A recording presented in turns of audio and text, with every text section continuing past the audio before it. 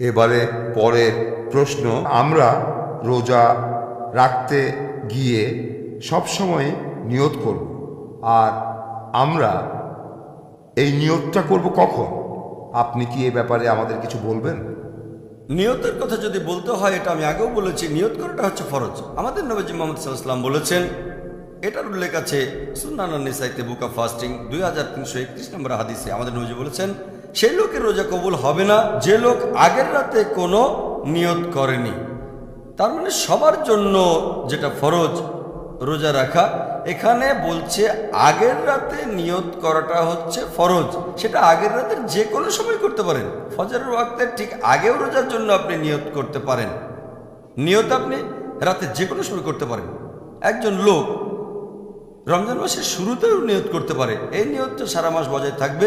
যদি সে রোজা ভাঙে অসুস্থতা বা ভ্রমণের কারণে, তখন আবার নিয়ত করতে হবে। তাহলে মাত্র একবার নিয়ত করলেও চলে। অনেক মানুষেরই দেখা যায় এই ভুল ধারণা আছে যে এই নিয়তটা শব্দ করে বলতে হবে। এই কথাটা ঠিক না। আমি মুখে শব্দ করে বলবো না যে রোজা নিয়ত করছি, কারণ এটা তো আমি মন থেকে করছি। যেমন ধরেন, আমি রোজা রাখার জন্য ঘুম থেকে উঠলাম, ফজরের নামাজের আগে সেহরি করব। তখন আমার ছেলে যখন সে সেহরি করার জন্য ঘুম থেকে উঠলো শেষ রাতে, আমাকে জিজ্ঞেস করলো, তুমি কেন ঘুম থেকে উঠেছো? আমি বললাম, কারণ রোজা থাকবো। সে তখন বুঝতে পারলো আমি নিয়ত করেছি।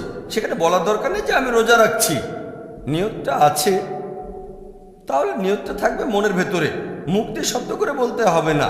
অনেকেই ভাবে যে বলতে হবে, আর আমি এমন কোনো হাদিসের কথা জানি না যেখানে নবীজি বা সাহাবীগণের কেউ শব্দ করে নিয়ত করেছেন আমি রোজা রাখছি। জাযাকাল্লাহ খায়ের।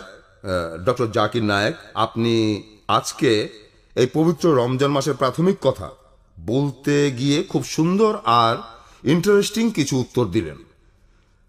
ভাই ও বোনেরা, আশা করি উত্তরগুলো শুনে আপনাদেরও অনেক উপকার হবে।